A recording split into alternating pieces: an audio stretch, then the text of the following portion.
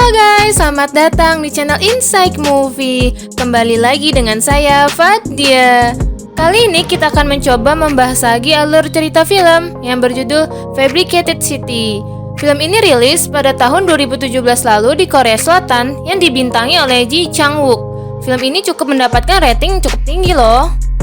Film ini pernah menduduki puncak box office lokal dan berhasil memenangkan penghargaan Popularity Award dalam ajang Korean Film Shining Stars Award 2017 loh.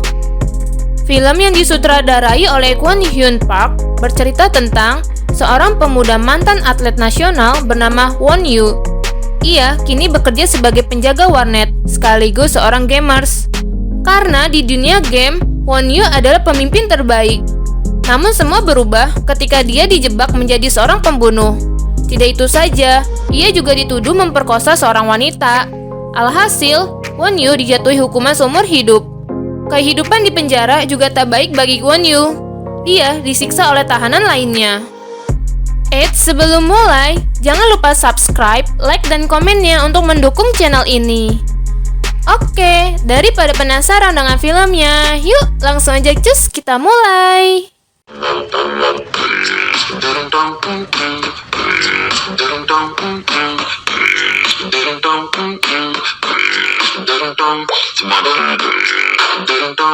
Film ini bermula ada seorang remaja pria bernama Won Yu, tetapi ia memakai nama samaran di dunia gamesnya, yaitu bernama Daejang. Ia adalah seorang gamers. Saking tiap harinya, ia menghabiskan waktunya bermain games online dengan teman-teman game online-nya yang tak ia kenal. Ia pun sering kena omel ibunya, karena ibunya yang muak melihat anaknya menghabiskan waktu di game online. Ketika Daejang sedang bermain game online, tiba-tiba terdengar bunyi HP berdering di tempat ia bermain. Di mana wanita itu menyuruh Daejang untuk mengembalikan HP-nya yang tertinggal. Awalnya, Daejang tak mau mengantarkannya. Tetapi, karena ia akan diberikan imbalan uang, ia pun segera bergegas untuk mengantarkan handphone tersebut ke sebuah kamar hotel. Tanpa menaruh rasa curiga nih teman-teman, Daejang pun masuk ke kamar hotel itu. Karena tidak ada sahutan dari penghuninya, setelah masuk kamar wanita tersebut, ternyata ia sedang mandi. Dan menyuruhnya menaruh handphone itu di atas kasur dan mengambil uang imbalannya. Lalu keesokan harinya saat terbangun, tiba-tiba Daejang ditangkap oleh polisi karena dituduh telah membunuh dan memperkosa seorang anak di bawah umur. Namun anehnya, bukti-bukti yang ditunjukkan polisi berkaitan semua tentang dirinya. Bahkan, hasil tes DNA pun menunjukkan bahwa dirinya lah telah yang melakukan pembunuhan itu nih teman-teman. Sebagai seorang ibu, ibunya Daejang percaya bahwa anaknya yang tidak melakukan hal tersebut. Hingga ibunya Daejang pun menyewa pengacara terkenal untuk menolong anaknya. Dan pengacara tersebut bernama Jang. Karena pengacara Jang tak bisa membantu banyak, Daejang pun dijatuhi hukuman seumur hidup oleh pengadilan dan akan ditaruh di tahanan berat khusus. Di dalam tahanan pun, Daejang sering disiksa oleh tahanan lainnya. Terdapat sekelompok tahanan yang ditakuti oleh tahanan lainnya. Lalu Daejang pun ditarik oleh salah seorang kelompok tahanan itu dan melemparkan Daejang di tengah-tengah mereka. Ketua dari kelompok tahanan yang ditakuti itu bernama Bulldog. Saat itu, Bulldog menghina Daejang atas kasus yang menimpanya. Mendengar hal itu, Daejang pun kesal, lalu menghajar Bulldog hingga hidungnya berdarah. Bulldog yang tak terima itu menyuruh anak buahnya untuk menyiksa Daejang. Kemudian, ibunya menengok Daejang. Di situ, ibunya mengatakan bahwa sebentar lagi ia akan bebas karena ada seseorang yang mempunyai bukti video aslinya. Mendengar perkataan ibunya membuat Daejang semangat kembali. Kemudian, ia sering mendapatkan teror dari Bulldog. Lalu, Daejang pun mendapat kunjungan kembali dari pengacaranya. Pengacaranya memberitahu bahwa ibunya telah meninggal dan membawakan surat kematian ibunya nih teman-teman. Saat sedang makan, Daejang dihampiri oleh salah satu tahanan yang katanya kanibal. Tahanan itu pun memberitahu cara Daejang untuk kabur dari penjara ini. Bulldog yang ingin membunuh Daejang pun menggunakan pisau, tetapi dari jauh Daejang mengetahui hal tersebut yang langsung membalikkan serangan Bulldog itu dan melukai mukanya. Kemudian, Daejang pun menusukkan pisau itu ke perutnya agar ia bisa dilarikan ke rumah sakit dan mengelabuhi para petugas untuk bisa kabur nih teman-teman. Saat berhasil keluar dari ambulans tahanan, Dae-jang pun lari dan melihat turis Afrika yang sedang mencari bantuan untuk memperbaiki mobilnya. Dae-jang yang berhasil memperbaiki mobil turis tersebut ditolong untuk melarikan diri dari pemeriksaan polisi. Dan mobil turis tersebut pun diberikan kepada Dae-jang untuk pelariannya. Kemudian Dae-jang pergi menemui pengacaranya untuk menanyakan tentang kematian ibunya. Pengacara Jang hanya memberikan kalung pemberian ibunya kepada Dae-jang. Tidak lama, pengacara Jang memberitahu akan keberadaan Dae-jang kepada polisi nih. Mengetahui hal itu, Dae-jang pun langsung melarikan diri. Ia pun bergegas ke warnet untuk mencari tahu informasi. Saat sedang membuka emailnya, ia mendapatkan kiriman video dari seorang hacker, di mana isi video menunjukkan bukti-bukti bahwa Dae-jang yang tak bersalah. Isi video tersebut telah dikirim ke stasiun televisi. Namun entah kenapa nih, video tersebut tiba-tiba hilang. Dalam isi video tersebut, Dae-jang yang memasuki hotel itu hanya 3 menit. Ia menjadi janggal untuk membunuh dan memperkosa korbannya, lalu memindahkannya nih. Lalu kita diperlihatkan di sebuah klub malam, di mana korbannya sedang bersama seorang pria yang terindikasi sebagai tersangka sebenarnya. Lalu Dae-jang pun dihubungi seorang pria untuk menemui dirinya di sebuah restoran. Tetapi ternyata pria tersebut adalah seorang wanita yang bernama Yeowol. Yeowol ini adalah teman dari games online-nya yang sangat ahli dalam dunia games dan hacker. Yeowol pun mengajak Dae-jang untuk ke rumahnya. Namun saat sedang makan, tidak lama kemudian datang ketiga teman games online lainnya. Teman-temannya Dae-jang pun ingin menolong dan mengungkapkan kasus yang sebenarnya terjadi oleh Dae-jang. Setelah itu, Yeowol pun mulai mencari tahu informasi tentang kasus Dae-jang.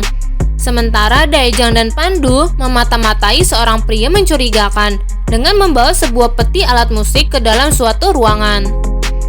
Dae-jang pun mengikutinya dan melihat petugas kebersihan membersihkan darah-darah di ruangan itu. Sementara Pandu mengikuti kedua pria yang membawa peti musik ke dalam sebuah truk, di mana truk tersebut mengarah ke sebuah gedung. Mereka pun menyamar sebagai cleaning service untuk meretas sistem keamanan gedung itu, agar mereka mudah masuk nih. Setelah mereka berhasil meretasnya, Dae-jang pun masuk ke sebuah ruangan yang sudah diarahkan oleh Yeowol. Ternyata, ruangan itu merupakan ruangan milik artis terkenal dan terdapat peti musik. Ketika Dae-jang membuka peti itu, ternyata berisi mayat dari pemilik kamar. Lalu, Yeowol pun memberitahu bahwa akan ada orang yang masuk ke dalam ruangan tersebut nih. Karena penasaran, Dae-jang pun mengumpat dan melihat suasana di ruangan itu. Di sana pun, mereka melakukan hal yang sama kepada korban yang tak bersalah untuk dijadikan pelaku pembunuhan. Dengan melakukan cara yang sangat rapi, mereka menemui, lalu menyamar dan membuat korbannya pun pingsan.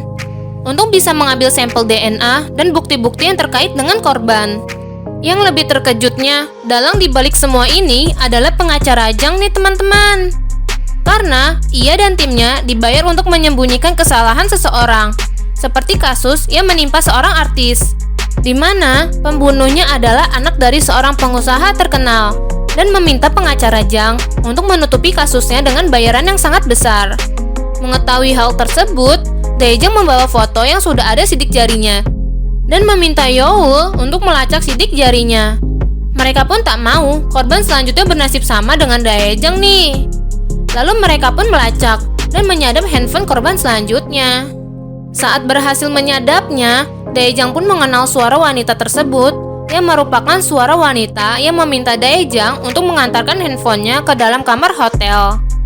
Lalu keesokan harinya, saat Dae-jang ingin menangkap wanita itu, tiba-tiba datang seorang pria yang membawa kabur wanita tersebut. Dae-jang segera mengejarnya menggunakan mobil bututnya. Tetapi, polisi juga mengejar Dae-jang karena mendapatkan laporan tentang keberadaan Dae-jang. Tapi sialnya, mobil itu pun mogok dan dikepung oleh banyak polisi. Tiba-tiba, datang truk yang menabrak mobil polisi. Ternyata orang yang di dalam truk tersebut adalah Bulldog dan anak buahnya. Mereka pun membawa Dae-jang ke sebuah tempat untuk menyiksa. Tetapi untung saja, ada Youl yang berhasil mengelabui polisi untuk menyuruh ke sebuah tempat Daejang berada. Di situasi itu, Daejang pun berhasil kabur dan bertemu dengan Youl.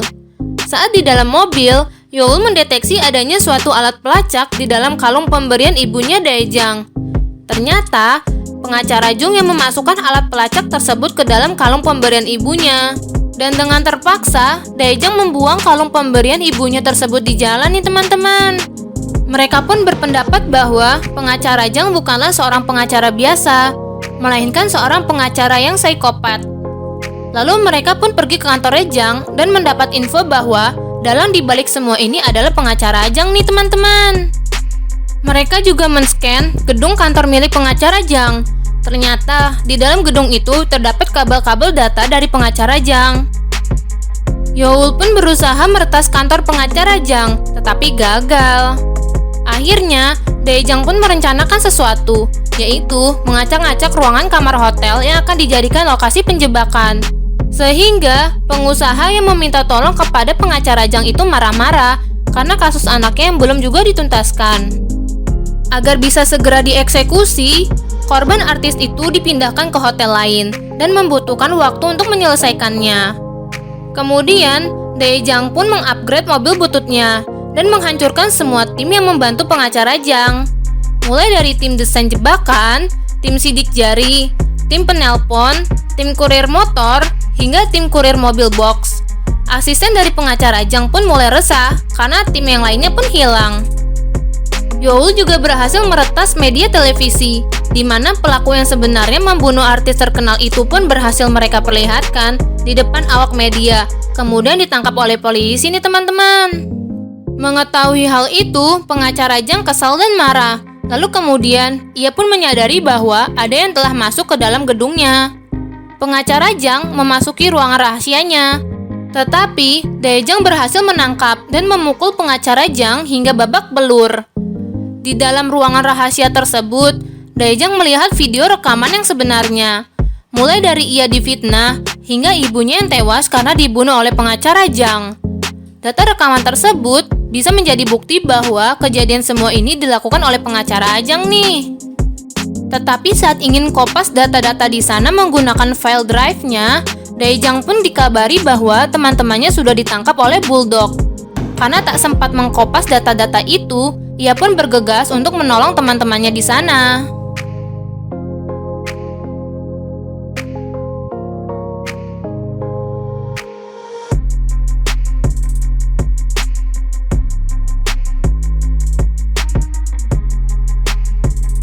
Akhirnya, Daejang pun berhasil menolong teman-temannya dan melumpuhkan timnya Bulldog, lalu kabur dari sana.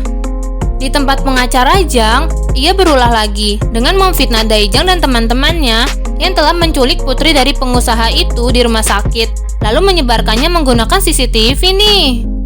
Setelah sampai di stasiun televisi, Daejang dan teman-temannya membagi-bagi tugas, sehingga bisa mengulur waktu agar Youl bisa meretas stasiun televisi.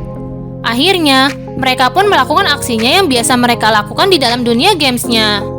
Saat teman-temannya ditangkap oleh polisi dan Youl ditangkap oleh Bulldog, Daejang pun menolong Youl dan berhasil membawa kembali Youl dari tangkapan Bulldog. Tapi, karena Daejang tak bisa lari jauh-jauh dari kejaran polisi, Youl pun turun dari mobilnya Daejang dan bergegas untuk pergi. Sedangkan Daejang ditangkap oleh polisi.